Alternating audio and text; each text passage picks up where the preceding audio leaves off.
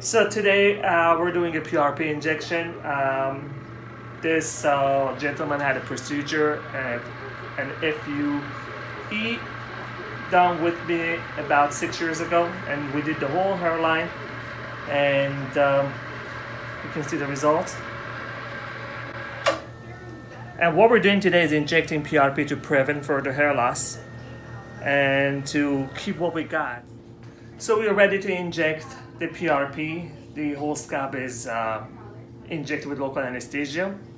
He's gonna have almost no discomfort. Ready? You ready? Yeah. Let's get started.